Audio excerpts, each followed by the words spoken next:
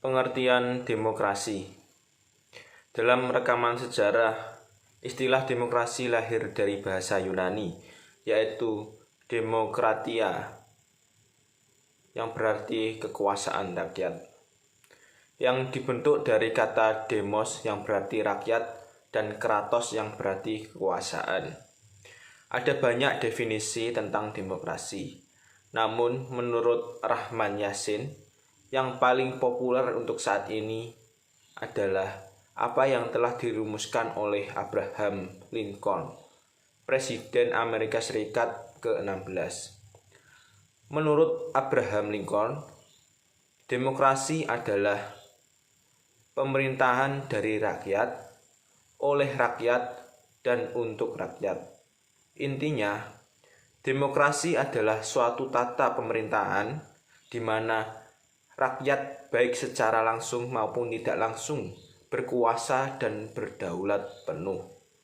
Demokrasi dalam Islam. Para cendekiawan Muslim membahas masalah hubungan Islam dan demokrasi dengan menggunakan dua pendekatan, yakni normatif dan empiris, yang pada akhirnya menimbulkan perbedaan pendapat dalam menyikapi wacana ini. Pada dataran normatif, mereka mempersoalkan nilai-nilai demokrasi dari sudut pandang ajaran Islam atau kembali ke teks Al-Quran. Sementara pada dataran empiris, mereka menganalisis implementasi demokrasi dalam praktek politik dan ketatanegaraan. Dalam membahas relasi Islam dengan demokrasi, maka ada tiga kelompok atau pandangan yang berkembang dalam dunia Islam. Yang pertama, menolak demokrasi. Yang kedua, kelompok moderat. Dan tiga, kelompok pro-demokrasi. Yang pertama adalah menolak demokrasi. Pandangan atau aliran yang menyatakan bahwa antara Islam dan demokrasi merupakan dua hal yang berbeda. Antara keduanya tidak bisa disatukan, bahkan saling bertolak belakang. Yang kedua, kelompok moderat.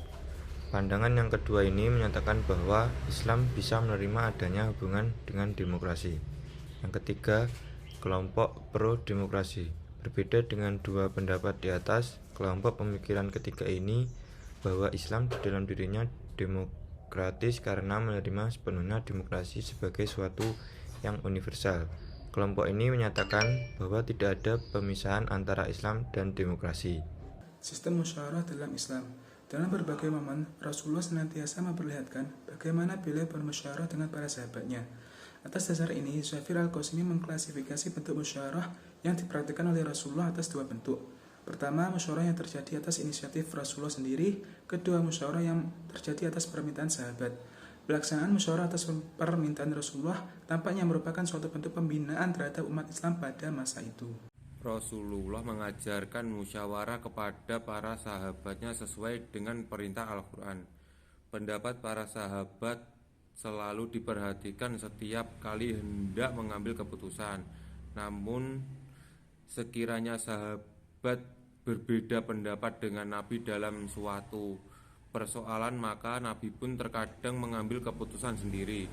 Dalam kasus tawanan Perang Badar misalnya, Abu Bakar berpendapat bahwa para tawanan dapat dibebaskan dengan syarat mereka membayar uang tebusan.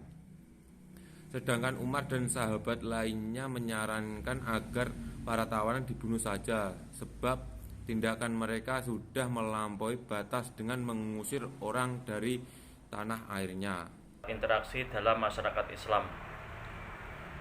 Berdasarkan riset Saiful Mujani, ditemukan bahwa meskipun mayoritas penduduk Indonesia beragama Islam, ternyata masyarakat Islam Indonesia cukup menarik dengan penerapan demokrasinya. Sebagai sebuah konsep budaya politik, demokrasi mencakup unsur-unsur saling percaya antar sesama warga atau interpersonal trust, jaringan keterlibatan kewargaan atau network of civic engagement, toleransi, keterlibatan politik, kepercayaan pada institusi politik, kepuasan terhadap kinerja demokrasi, dukungan terhadap prinsip-prinsip demokrasi, dan dukungan terhadap masyarakat politik modern, yakni negara bangsa atau nation state sebagai partisipasi politik.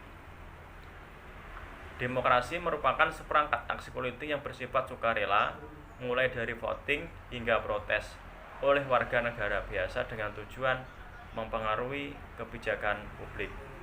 Sekian presentasi dari kelompok kami. Apabila ada kurang lebihnya mohon maaf.